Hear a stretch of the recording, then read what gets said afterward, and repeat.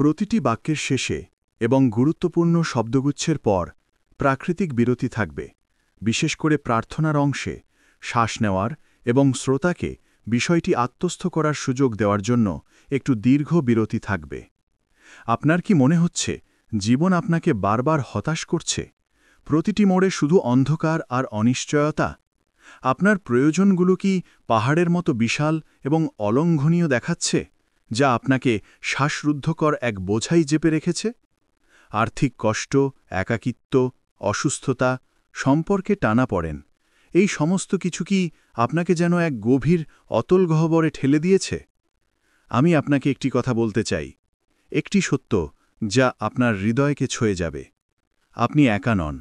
আর আজ, এই মুহূর্তে, বাক্যের শেষে এবং গুরুত্বপূর্ণ শব্দগুচ্ছের পর প্রাকৃতিক বিরতি থাকবে, বিশেষ করে প্রার্থনার অংশে শ্বাস নেওয়ার এবং শ্রোতাকে বিষয়টি আত্মস্থ করার জন্য একটু দীর্ঘ বিরতি থাকবে।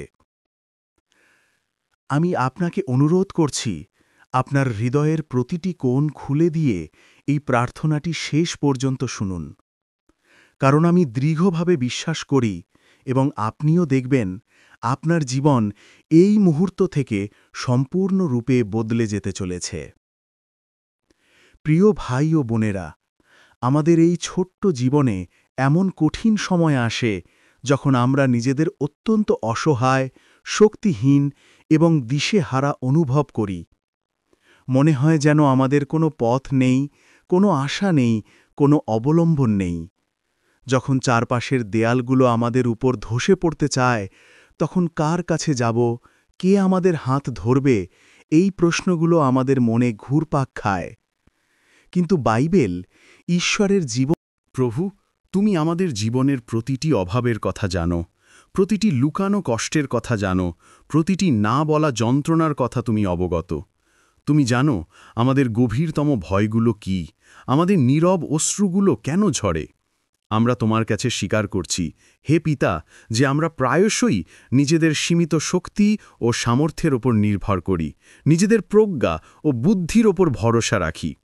কিন্তু আজ আমরা উপলব্ধি করছি যে তোমার অসীম সাহায্য, তোমার ঐশ্বরিক হস্তক্ষেপ ছাড়া আমরা প্রকৃতপক্ষে কিছুই নই।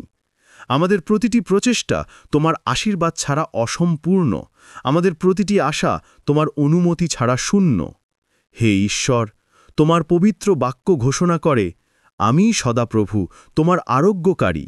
যাত্রাপুস্তক 15:26। এই বাক্যটি আমাদের আত্মায় গেঁথে গেছে। আমরা কেবল বিশ্বাসই করি না, আমরা দৃঢ়ভাবে জানি যে তুমি কেবল আমাদের আত্মিক নিরাময়ই নয়, আমাদের